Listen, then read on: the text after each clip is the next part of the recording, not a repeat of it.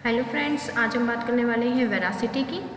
यह कैरेक्टरिस्टिक्स है big data की। नेक्स्ट, डेटा की क्वालिटी को बताता है बेसिकली यह, और ये कभी कभी डेटा की लाइफ टाइम को भी बताता है।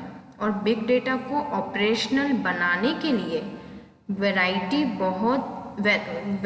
बहुत ज़रूरी है, बिकॉज बिग डेटा नॉइजी और अनसर्टेन हो सकता है।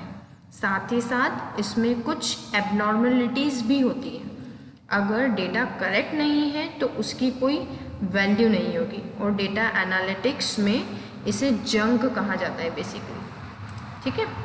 सो डेटा की क्वालिटी को चेक करने के बहुत से तरीके हैं, और अगर बिग डेटा के कंटेक्स्ट में बात करें तो क्वालिटी को डिफाइन करने के लिए फंक्शंस होते हैं डिफरेंट वेरिएबल्स के, जैसे एक्यूरेसी ऑफ डेटा, ट्रस्टवर्दीनेस या फिर रिलायबिलिटी ऑफ डेटा सोर्स, और डेटा कैसे जनरेट किया गया है उसके लिए ये सारे इंपॉर्टेंट फैक्टर हैं डेटा की क्वालिटी के लिए। ठीक है।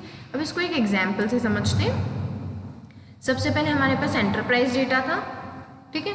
फिर वॉइस ओवर आईपी आया जो कि किसी पर्सन से आता था। फिर सोशल मीडिया का डेटा हमारे पास आने लग गया, और अब सेंसर्स डेटा जो कि मशीनरी डेटा हमारे पास है। ये देखो, ये जैसे जैसे इंक्रीज हो रहा है ना, वैसे वैसे इसकी अनसर्टेनिटी जो है वो बढ़ती जा रही है।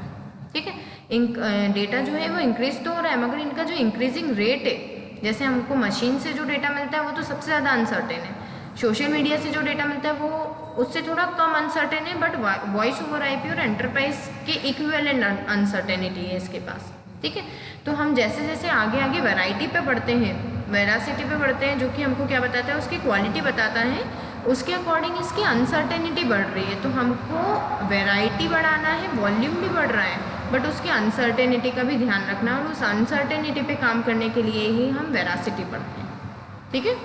Okay, thank you. अगर आपको मेरा लेक्चर अच्छा लगा है तो लाइक बटन पे क्लिक कीजिए, और मेरे चैनल को सब्सक्राइब करके और अपडेट्स लेते रहिए। Thank you.